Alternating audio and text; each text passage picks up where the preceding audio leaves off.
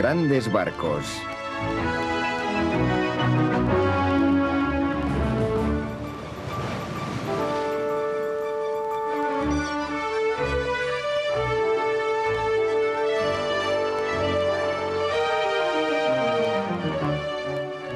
Los Clippers.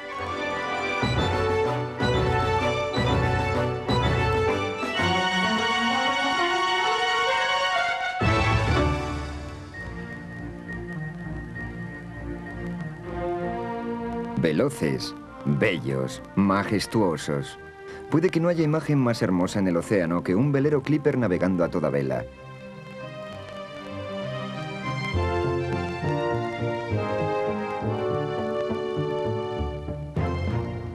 Cientos de metros de velamen, cascos esbeltos que cortan las olas como si atravesaran nubes.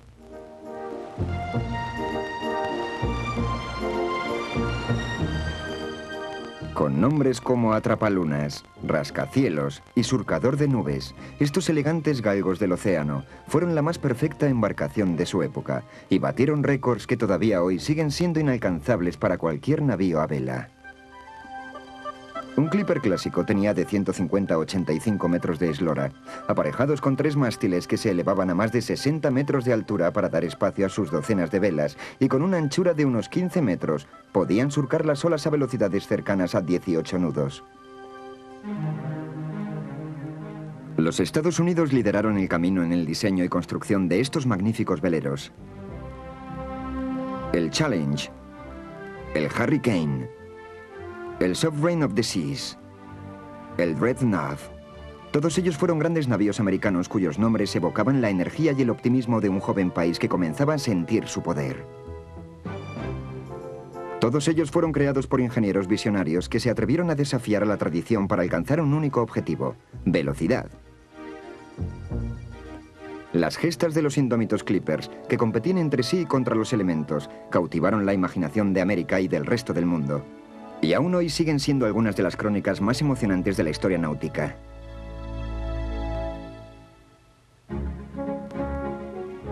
Los Clippers comenzaron a construirse en los astilleros de la costa este norteamericana a principios del siglo XIX. Los recientes avances en cartografía habían hecho posible el trazado de nuevas rutas comerciales. Esto, añadido a la creciente demanda de productos importados, supuso una revolución en el comercio norteamericano. Pero mercancías como el té chino o las especies orientales se deterioraban en largos trayectos por mar. En el transporte de esta valiosa y perentoria carga la rapidez era fundamental y solo los veleros más veloces podían asegurar una operación fructífera. Esos factores fueron una de las razones que provocaron este auge de los veleros rápidos. Pero también hay que tener en cuenta la fascinación de los norteamericanos por la velocidad. Era una cualidad muy importante que desde entonces siempre ha estado en nuestra cultura. Como sucede con otros tipos de veleros que han evolucionado con el tiempo, no hay una definición estricta de un Clipper. El término clip significa en inglés moverse rápidamente. Y ese es posiblemente el origen del nombre Clipper. Pero se ha aplicado a una serie de tipos de velero diferentes, con diferentes enjaretados e incluso con cascos totalmente distintos. El modelo con el que yo más identifico a los Clippers es una goleta con 3 palos, esbelta y diseñada para la velocidad. Con altos mástiles, mucha anchura de aparejos y gran cantidad de lona. Y lo más importante es que las velas permanecen puestas día y noche. No se arrían cuando hace mal tiempo o al terminar el día. Se pretende aprovechar la abundancia de vela para navegar lo más rápido posible. Algunos de los Clippers podían mantener velocidades que rondaban los 18 nudos, recorriendo unas 450 millas náuticas al día. Esto era inaudito. Algún Clipper llegó a viajar 2.200 millas en una semana. Lograban travesías increíbles. Estos ligeros navíos yanquis fueron la culminación de una búsqueda de la velocidad que había comenzado 200 años atrás. Los primeros mercantes rápidos pertenecían a Inglaterra y Holanda, los llamados Indias Orientales, y durante el siglo XVII consiguieron recortar la duración de las largas rutas comerciales asiáticas. El interés por el diseño de navíos rápidos surgió en América en el siglo XVIII. Durante la Guerra de Independencia Americana en 1812, los veleros pequeños y rápidos demostraron su efectividad como goletas de guerra, consiguiendo muchas victorias ante los comparativamente torpes buques ingleses. Pero el primer antecedente directo del Clipper fue un navío algo posterior llamado el Baltimore Clipper.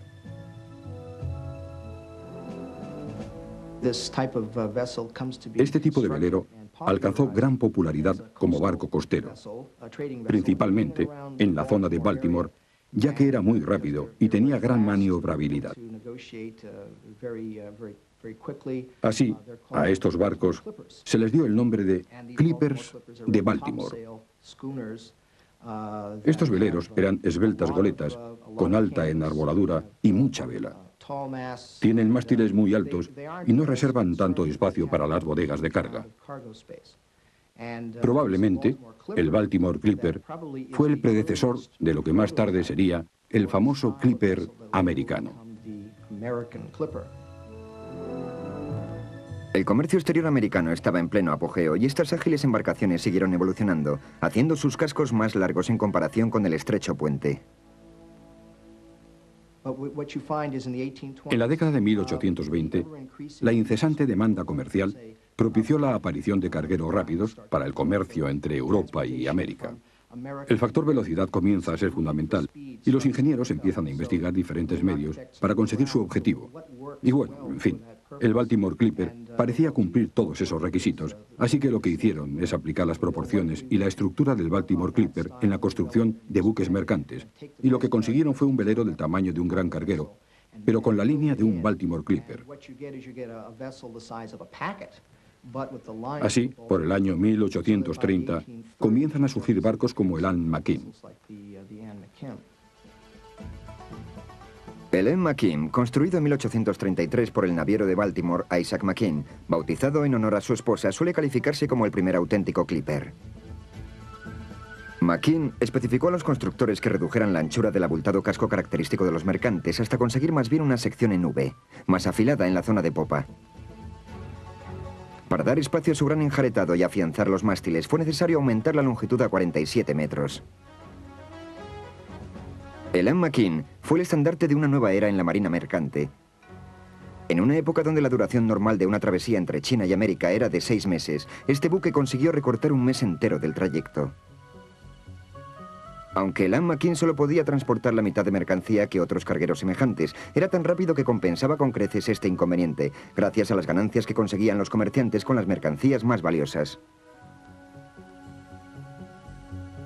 A pesar de su avanzado diseño, el Anne McKim era el fruto de unos tradicionales métodos de construcción que habían permanecido inalterados durante cientos de años. Los constructores de la época confiaban más en el instinto y en la experiencia que en los principios teóricos. Casi todos los constructores eran capaces de crear nuevos diseños y para ello partían del conocimiento de los factores que mejoraban la rapidez y de la experiencia en la construcción de modelos anteriores. Pero también se fijaban en el trabajo de otros ingenieros y estudiaban las características que hacían que ciertos barcos fueran particularmente buenos. No solían dibujar planos, hacían modelos a escala. Por lo general, cuando iban a construir un barco, ponían una cuaderna en el centro, otra en la zona de proa, enlazada con un bao con un ángulo suave, y otra más en popa. Y apoyándose en esos 3 puntos, iban colocando el revestimiento. Aquello determinaba la capacidad del barco. Luego ponían el resto de las cuadernas dentro del recubrimiento. Era un método algo primitivo, pero conseguían perfiles realmente buenos. El paso siguiente en el diseño naval lo dio John Willis Griffith en 1840. Este genial naviero dio un vuelco a los métodos tradicionales. Matemático brillante, ingeniero y delineante, Griffith aplicó la teoría al diseño de su barco. Bueno, Griffith era el tipo de ingeniero que hace experimentos y cálculos sobre el papel para descubrir las características que más favorecen al diseño. Sus métodos dieron fruto con el Clipper Rainbow. Fletado en 1843, el buque medía 53 metros de largo y 11 de ancho, aún más esbelto que el Anne McKim. Estas características le permitieron realizar la travesía entre Nueva York y China en un tiempo récord de 102 días, lo cual supuso un premio de $45.000 para sus propietarios, más de lo que había costado construir el barco. El mundo naval y el arte de construir barcos no volverían a ser los mismos.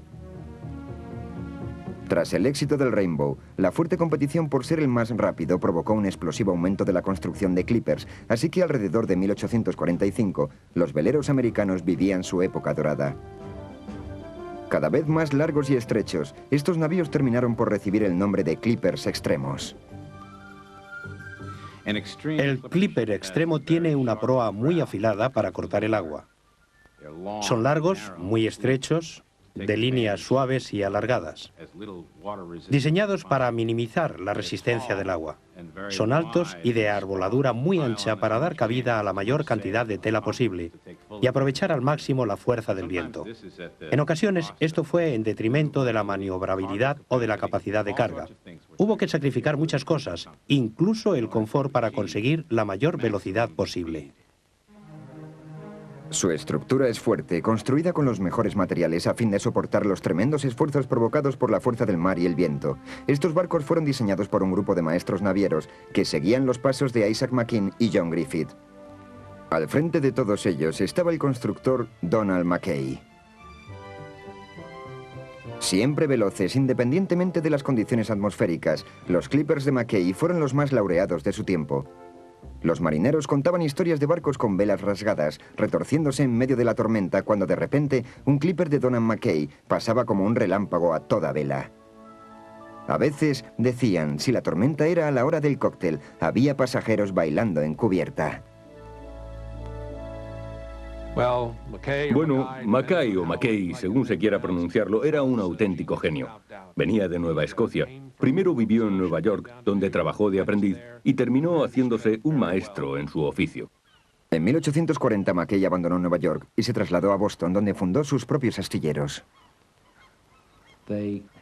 En Boston había mejor maquinaria y en los astilleros de Mackay utilizaban sierras muy potentes para serrar las cuadernas de una sola pieza. Hay otro factor destacable, y es que Donald era un excelente patrón. Era un buen jefe, se organizaba muy bien, sabía dónde conseguir los materiales y cómo construir un velero fuerte. En 1845 Mackay empezó a construir veleros rápidos para el transporte de pasajeros a través del Atlántico. Su primer clipper fue el Staghound en 1850. Tras el éxito del Staghound, Mackay empezó a trabajar en el Flying Cloud. Uno de los testigos de los progresos diarios del Flying Cloud durante el invierno y la primavera de 1851 fue el poeta Henry Wadsworth Longfellow. Longfellow inmortalizó al barco y a su creador en un poema titulado La construcción de la nave. En él describe a Mackay como un virtuoso. Otros le llaman el Leonardo de los Clipper. El Flying Cloud fue una de sus obras maestras.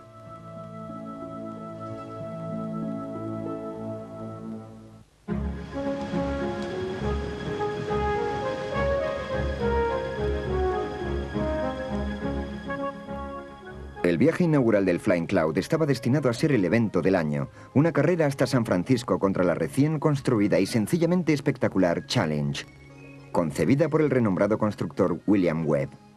La nave, con una proa semejante a un cuchillo, casco ligeramente aplanado, quilla afilada y altísimos mástiles, era el clipper más extremo que jamás haya existido. También era extremo en precio. Los magnates neoyorquinos George y Nat Greenswald sufragaron su construcción con $150.000. El Challenge había costado el doble que cualquier barco de su especie. Era más largo que cualquiera de los veleros de la época. No había ninguno como él. Tenía 80 metros de eslora. Pesaba más de 2.000 toneladas.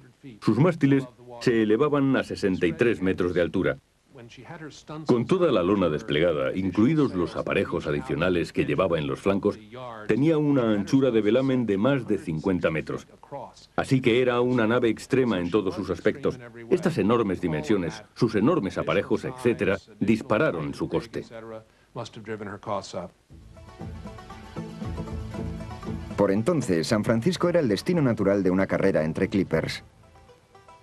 Aunque estas competiciones solían ser espontáneas e informales, había mucho en juego.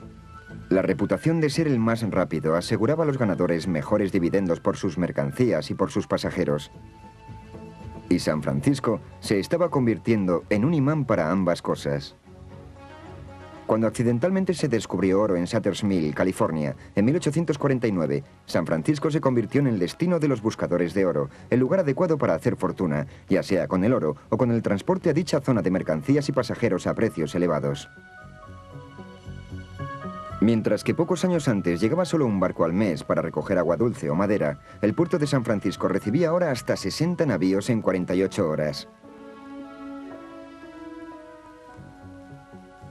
George y Nat Greenswald estaban decididos a conseguir la mayor porción del comercio californiano que les fuera posible, y con el Challenge creían estar preparados para ello. Pero todavía necesitaban un capitán que sacara el máximo provecho de la embarcación. Ese hombre era Robert Waterman. Waterman, de 41 años de edad, era hijo de un capitán ballenero y tenía años de experiencia en el transporte transatlántico en las rutas asiáticas. Apuesto deporte y siempre a la moda, se le llegó a describir como el dandy de la vela.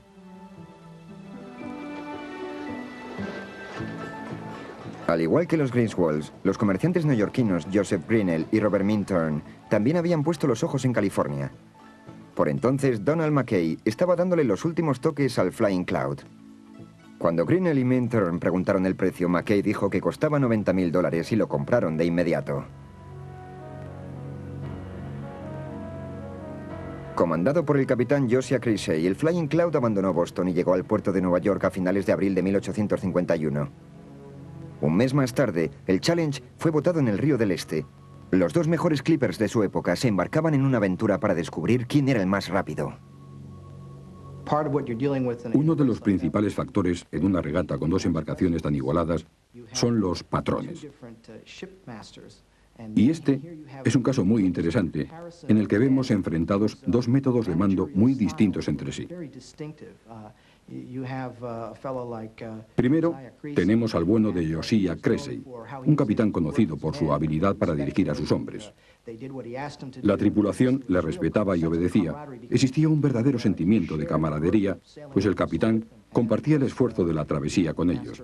Y luego, por otro lado, tenemos al patrón del Challenge, Robert Waterman, también conocido como Tirano Waterman, y déjenme decirles una cosa. Este hombre aterrorizaba a su tripulación. La única razón por la que le obedecían es porque temían que Waterman les pegara un tiro. Esto es una muestra de la época tan competitiva que se vivía. No solo competían dos barcos, la reputación de los patrones también estaba en juego. El 2 de junio de 1851, el Parque Battery en Manhattan estaba abarrotado de espectadores que se habían congregado para ver al Flying Cloud desplegar velas. Mientras tanto, su rival, el Challenge, está siendo cargado. El Flying Cloud salió el primero, pero se trataba de una carrera contrarreloj. El Flying Cloud abandonó Nueva York y pasó ciertos aprietos en el Cabo de Hornos, pero por fin logró rebasarlo. Parte del mérito era de la esposa del capitán. Josiah Creasy era el famoso, experimentado e inagotable marinero, pero su mujer era una muy competente navegante que conocía las últimas informaciones acerca de las mareas, corrientes, etc. Así que gracias a su labor de navegante, el velero llegó a San Francisco tras solo 89 días de travesía. El Challenge, por otra parte, tuvo un viaje más accidentado. Su tripulación no estaba al nivel de la de Creasy, ya que este realizó la primera selección al partir unas semanas antes. Así que cuando Waterman llegó a bordo del Challenge, se encontró a unos hombres inexpertos a los que había que poner en forma, y por desgracia, lo hizo a su manera. Llegó a San Francisco con 9 hombres menos. Varios murieron a tiros por no moverse lo suficientemente rápido al recibir una orden. Ya sabe, decía, sacad vela. Y si otro decía, ahora voy, pues no me vale. Y llegaba a matar en la misma cubierta. Pero ya se sabe, el patrón de un barco es virtualmente un dictador. Hay que obedecerle y hacerlo al instante. En parte debido al bajo estado de moral provocado por la salvaje disciplina de Waterman, el tiempo del Challenge quedó muy lejos del récord de 89 días conseguido por el Flying Cloud. Más aún, las autoridades estadounidenses arrestaron a Waterman, acusándole de asesinato. Él, como respuesta, acusó a 6 de sus hombres de organizar un motín. Durante los 4 meses siguientes, los tribunales estuvieron atascados con juicios, apelaciones y recursos. Los presuntos amotinados fueron declarados inocentes. Los periódicos locales, sedientos de sangre, pedían la cabeza de Waterman.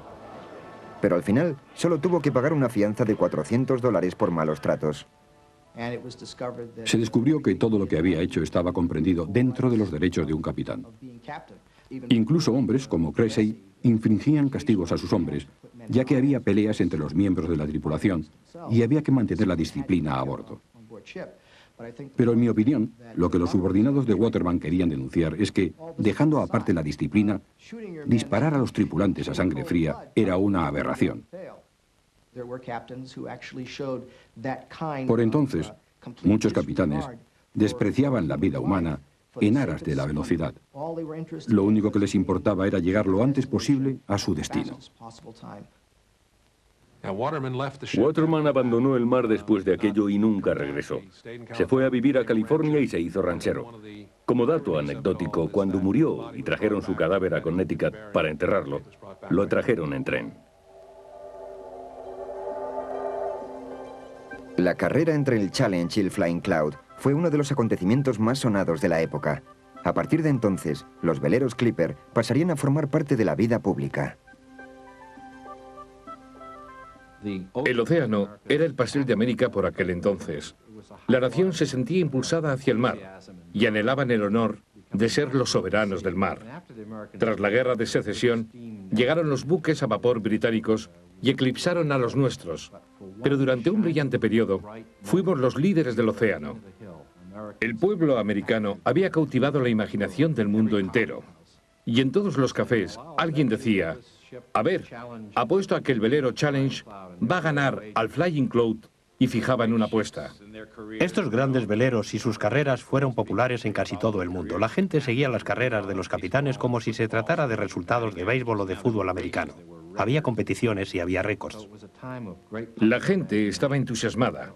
La joven nación comenzaba a bautizar sus barcos como Soberano de los Mares, el Temible o la Bruja de las Olas, invocando al espíritu americano, en lugar de darles el nombre de una persona en particular.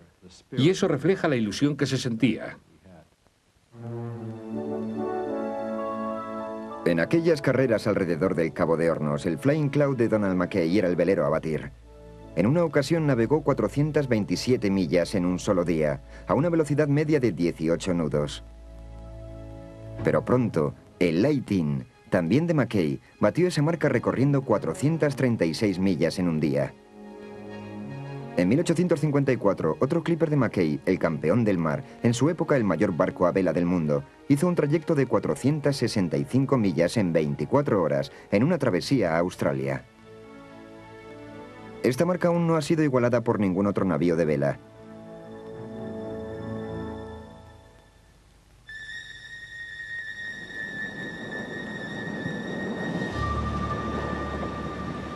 Tormentas, fuertes vientos, frío y olas gigantescas. Tales eran las severas condiciones que tenían que afrontar los barcos y su tripulación, pero la velocidad de los clippers suponía un esfuerzo aún mayor para los veleros y sus hombres. Navegaban a velocidades en torno a los 15 o 17 nudos, hora tras hora, durante varios días seguidos. Esto suponía una continua tensión para los aparejos, la tripulación y las velas. A veces era desastroso. Naves desarboladas, velas desgarradas, aunque por entonces había medios muy ingeniosos para solucionar esos problemas en alta mar y continuar la travesía. Estos navíos no recogían velas cuando había tormenta. De hecho, las preferían. Las tormentas, desde su punto de vista, eran ventajosas puesto que podían aprovechar los fuertes vientos para impulsar al velero a una velocidad aún mayor. Una de las cosas más llamativas para la gente era que siempre llegaban a puerto con aparejos rotos o los mástiles tronchados. Un hombre que ha afrontado las mismas brutales condiciones que causaban estragos en los clippers es el mundialmente famoso marinero Sir Robin Knox Johnston, que ha dado la vuelta al mundo en solitario y sin escalas, con un pequeño velero. Hoy sigue siendo igual de peligroso que entonces, y esto es algo que mucha gente olvida.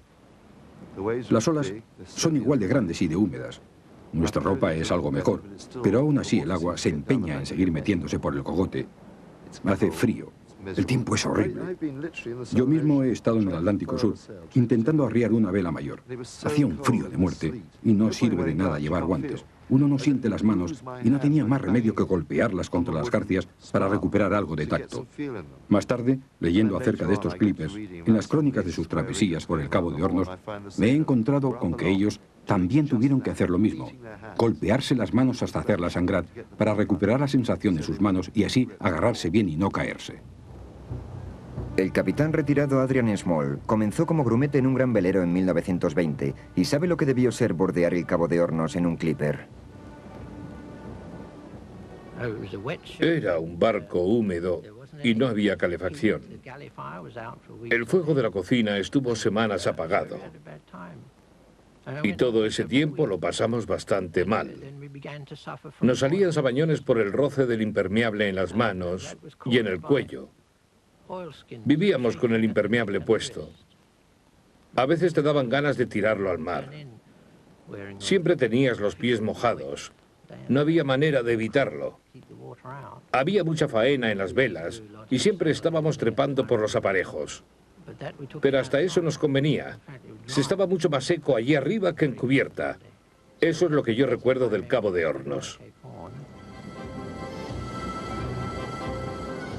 Recoger velas en lo alto del penol de un clipper en medio de una tormenta era como trabajar en la cornisa de un edificio de 20 pisos durante un terremoto. Aún así, los marineros realizaban semejante faena como parte de la rutina diaria. Hombres como Richard Lee Keke Goins siguen practicando estas habilidades.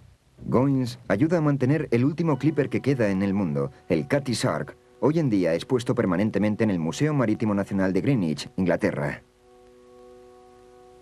Now when you're up here, it's a lot different than being on deck. Estar aquí arriba es muy diferente de estar en cubierta porque ya puede imaginarse el balanceo del barco. The deck is moving quite a bit. Pero cuando estás a 40 o 50 metros sobre cubierta, el movimiento es mucho mayor. It tends to be moving quite a bit more. Es como cuando espantas a una mosca de encima de un lápiz. Al igual que en otros veleros, en un clipper no se dejaba de trabajar durante la noche. Había que mantenerlo continuamente. La tripulación hacía turnos, que por lo general solían ser de 12 horas, pero el capitán no tenía horario, estaba de servicio día y noche. Después de la revisión general llevada a cabo a primera hora de la mañana, el capitán consultaba su sextante, un instrumento utilizado para medir el ángulo de separación del sol con el horizonte y así calcular la latitud. Luego, el capitán consultaba los mapas de navegación y después subían a cubierta la cuerda corredera para medir la velocidad del navío. La cuerda corredera, o cuerda de madero, según se le quiera llamar, es un método básico para calcular la velocidad de un barco. Se lanza por la popa una boya atada a un cabo. La cuerda lleva atados unos nudos a una distancia de unos 16 metros entre sí. Se dejaba correr la cuerda arrastrada por la boya y se contaban los nudos que pasaban por tus manos por un periodo de 28 segundos. El número de nudos que arrastraba la boya en ese tiempo era la velocidad en nudos del barco.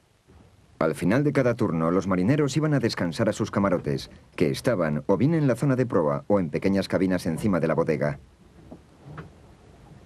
Aunque había más comodidades que en la mayoría de veleros de su época, los cuidados médicos eran aún muy primitivos. Los tripulantes enfermos recibían como remedio a todos los males una dosis de sal o de ipecacuana y los huesos rotos los atendía algún oficial experimentado.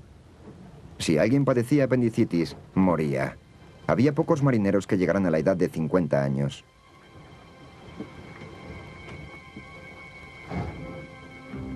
Pero la vida en un clipper también tenía sus compensaciones. Volar por encima de las olas en aquellos majestuosos veleros provocaba una gran emoción. Y al igual que su capitán, la tripulación de un navío especialmente rápido era muy respetada entre la gente del mar. Los marineros se entretenían en sus descansos jugando a las damas o a las cartas. y entonaban cánticos marineros para marcar el ritmo de sus tareas.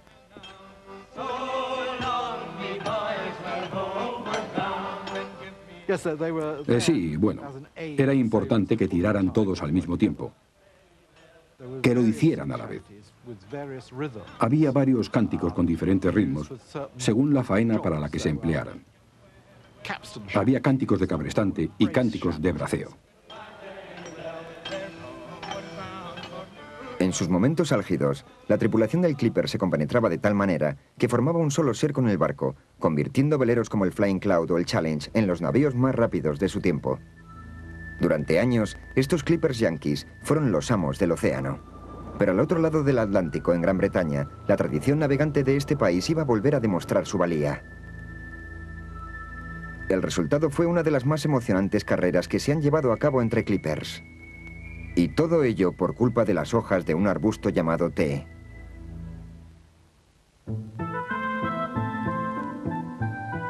En el siglo XIX, el té era la bebida más popular de Inglaterra. El ávido público británico gastaba enormes sumas en esta deliciosa infusión. Pero la zona de cultivo del té se encontraba en China, a más de 12.000 millas náuticas de los muelles de Londres. Transportada a bordo de los lentos cargueros, la mercancía a menudo llegaba arruinada o en mal estado. El principal obstáculo para el transporte rápido de mercancías era la barrera legal impuesta por las autoridades británicas, una ley limitada a los armadores británicos a construir barcos mercantes cortos, gruesos y lentos. Otra, la llamada Acta de Navegación, prohibía el transporte de té a bordo de los veloces Clippers americanos que por entonces habían arrebatado a los británicos la supremacía en el transporte por mar de bienes valiosos. Todas las mercancías que llegaban a Inglaterra debían hacerlo en lo que se llamaban bodegas británicas, es decir, en barcos británicos. Hubo que esperar a que se revisara el acta de navegación para que se permitiera la competencia de otras naciones. Cuando se abolieron las restricciones de transporte en 1849, sucedieron dos cosas. Los británicos enseguida se interesaron en hacer cargueros más rápidos, y los Clippers americanos entraron en el tráfico de té. Sucedió lo siguiente. Uno o dos Clippers americanos partieron hacia China, llenaron sus bodegas con té y llegaron a Londres 3 o 4 semanas antes que los cargueros británicos que hacían esa ruta. Por supuesto, los armadores ingleses acudieron de todas partes, de Liverpool, de Bristol, vinieron a Londres a contemplar estos locos inventos americanos de maravilloso diseño. Y claro, no tardaron en aprender.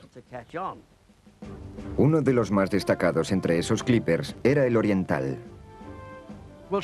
Bueno, ese navío causó un tremendo revuelo entre los armadores británicos cuando se votó en 1850, porque, en primer lugar, era mucho más grande que nuestros barcos, pesaba 1.600 toneladas y había hecho una travesía increíble desde Hong Kong en solo 96 días, lo cual nadie había conseguido hasta entonces. Influidos por el diseño del Oriental, los británicos comenzaron a construir sus propios Clippers, pero incorporaron algunos avances fundamentales. El más importante fue la utilización de largueros de hierro para reforzar las cuadernas, lo cual fortalecía la estructura. A estos veleros se les dio en llamar Clippers compuestos, y el más famoso de ellos fue el legendario Cutty Sark. Los Clippers americanos estaban hechos de madera solamente. Allí tenían grandes reservas de madera para construcción, pero nosotros habíamos agotado las nuestras durante las guerras con Napoleón para construir buques de guerra. Además, la revolución industrial había comenzado en Inglaterra y había mucha tecnología para el empleo del hierro. Así, construyeron embarcaciones muy fuertes y robustas que tenían menos averías que los barcos de madera y solían durar más tiempo. A pesar de ser más pequeños y a veces más lentos que los Clippers americanos, los robustos veleros británicos hacían travesías excelentes. Aún así, los Clippers yanquis continuaron a la cabeza del comercio de té durante la década de 1850. Sin embargo, en 1860 la mayoría de los veleros americanos se fueron quedando fuera de servicio debido a sus elevados costes de mantenimiento y a la depresión económica en su país de origen. Con los yanquis fuera de combate, el transporte anual de la cosecha de té chino fue escenario exclusivo de las carreras entre Clippers compuestos británicos. Esas competiciones eran los eventos deportivos del año, seguidos con pasión por constructores, patrones de barco, comerciantes y público en general. Los británicos apostaban cuál sería el primero en llegar, igual que en el Grand National. Ya sabe, la carrera de caballos de obstáculos. Quizá la más dramática de esas carreras del té fue la que tuvo lugar en 1862 entre el Cutty Sark y su mayor rival, el Clipper Thermopylae. La carrera entre el Cutty Sark y el Thermopylae fue instigada por la rivalidad entre países, pero también había factores económicos en juego. Obviamente, el barco más rápido, el primero en llegar a Londres, vendería el té a mejor precio. También garantizaba que volverían antes a por más mercancía, lo cual era fundamental, pues pasaban meses hasta la siguiente competición. Es difícil imaginar dos veleros más igualados que el Thermopylae y el Cutty Sark. Ambos barcos medían 70 metros de eslora y 12 de ancho de puente. Los dos tenían un calado de 17 metros. Así que, en cuanto a las dimensiones, los dos eran exactamente iguales. Con las bodegas llenas de té chino, el Thermopylae y el Cutty Sark, en el intervalo de 1 hora, abandonaron Shanghái rumbo a Londres. En el tramo de Mar de China, estuvieron pisándose los talones. Uno se ponía delante y luego el otro. Pero el 15 de agosto, a la altura de Sudáfrica, una ola impactó en el Cutty Sark y se llevó el timón. En medio de la galerna y sin ninguna posibilidad de rescate, el capitán Moody solo tenía una opción. Él y su tripulación tendrían que fabricarse un timón por su cuenta. Hay que tener en cuenta que hace 130 años, cualquier hombre de mar tenía que ser totalmente autosuficiente. Si no lo eran, morían. Así que cuando el Cutty Sark perdió este timón en 1872, solo tenían dos caminos: o ir a la deriva hasta morir de hambre, o fabricarse un timón nuevo y ensamblarlo.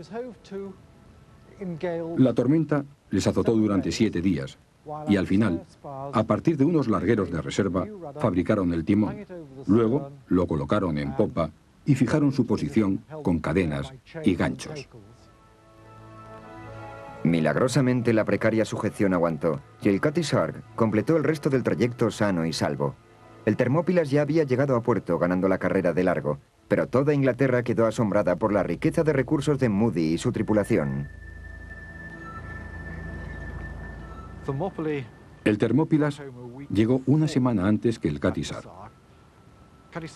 El Cutty Sark arribó el 18 de octubre tras 122 días de travesía. Pero los constructores concedieron el mérito de la victoria al capitán Moody del Cutty Sark por sus excelentes dotes marineras. La rivalidad entre el Cutty Sark y el Thermopylae duraría durante el resto de sus ilustres vidas. Pero con la misma velocidad que la vertiginosa carrera de 1872, los avances tecnológicos habían revolucionado el mundo náutico, condenando a los magníficos clippers a la desaparición.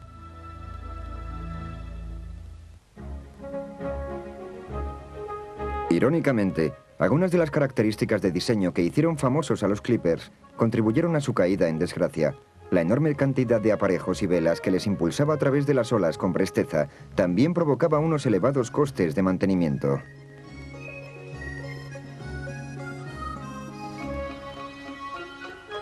El continuo desarrollo de los barcos de vapor, que eran cada vez más grandes y seguros, también era una amenaza. Pero también había otros factores de importancia que hicieron cambiar las condiciones que propiciaron la aparición de los clippers. Con el ocaso de la fiebre del oro y la pérdida de importancia de San Francisco como nudo comercial, la demanda de clippers comienza a bajar ostensiblemente. También hay que tener en cuenta la crisis económica que se apodera del país durante 1856 y 57. Con semejante situación económica, los inversores no estaban tan dispuestos a arriesgar su capital en la construcción de un velero clipper. Así que, por la época de la Guerra de Secesión, la era del clipper en América había terminado, igual que le pasó al dodo. Era el fin. Para los constructores británicos de clippers compuestos como el Cutty Sark, la situación era algo diferente. Los clippers ingleses, sin embargo, se siguieron usando mucho en esta época. De hecho, varios de los grandes clippers americanos, como el Soberano de los Mares y el Flying Club, fueron adquiridos por compañías británicas que necesitaban el mayor número posible de clippers para abarcar el comercio del té chino y de la lana australiana. Así que algunos de los clippers más emblemáticos terminaron funcionando bajo manos británicas. Sin embargo, esto tampoco dura más allá de la década de 1870. Esta fecha se podría considerar como el final de los clippers, que habían caído en desuso tanto en el comercio americano como británico. Durante los años posteriores, algunos de los más gloriosos galgos del mar quedaron reducidos a meros cargueros de mercancía barata como algodón o madera. Otros transportaban mano de obra barata a Sudamérica y regresaban cargados de guano. El guano, por supuesto, era una mercancía muy vulgar para ser transportada por un noble velero clipper. Pero la demanda de guano o de excrementos de pájaro en América, Inglaterra y toda Europa era cada vez más fuerte, así que muchos de ellos tomaban rumbo a las Islas Chincho y traían guano para fertilizantes. La inauguración del canal de Suez en 1869 supuso un duro golpe para los pocos clippers que seguían en activo. El canal acortaba la ruta de China a Inglaterra en 4.000 millas náuticas, haciendo el trayecto viable económicamente para los barcos de vapor de entonces. Después, en 1914, la apertura del canal de Panamá acabó con los clippers de una vez por todas.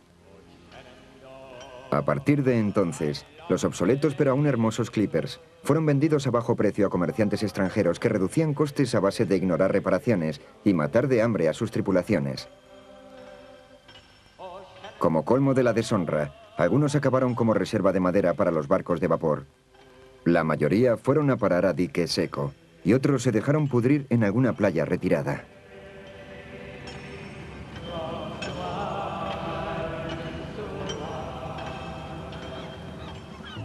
Aún así, a pesar de su breve reinado, nadie puede empañar el legado de estos magníficos veleros. En su día representaron la vanguardia del diseño naval y sentó un precedente de innovación que aún sigue vigente hoy en día. Pero lo más importante de todo, los clippers cambiaron la historia. Enlazaron el Extremo Oriente y Australia con Europa y los Estados Unidos, aportando nuevos productos y nuevas ideas a las gentes de esos países.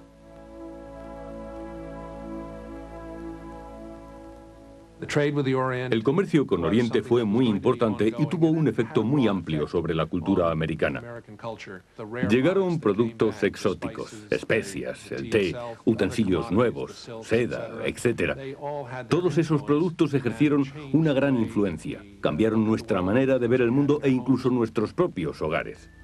Sin embargo, los clippers también tuvieron otros efectos menos tangibles. Transformaron la imagen de América, aportando un sentimiento de orgullo y excelencia que iba más allá de los meros avances en la arquitectura naval o de las rutas comerciales.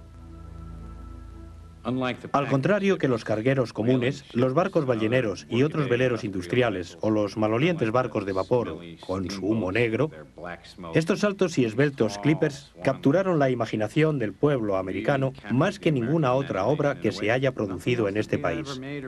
Incluso llegamos a vencer a los ingleses en su propio terreno. Ellos eran los mejores constructores, tenían una flota fabulosa, eran la gran potencia comercial y de repente aparecimos nosotros construyendo esos maravillosos veleros románticos, ligeros como nubes. Los clippers eran más rápidos, más populares y más productivos que cualquier embarcación británica de la época.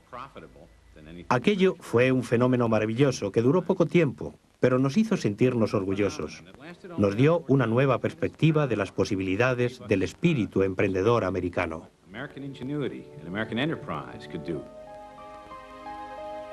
Aún así, la impresión más indeleble dejada por los clippers es puramente estética. Es preciso recordar las palabras de un famoso poeta inglés que escribió unas líneas sobre los clippers que decían: señalan nuestro paso como una raza de hombres. El mundo nunca volverá a contemplar ningún barco como estos.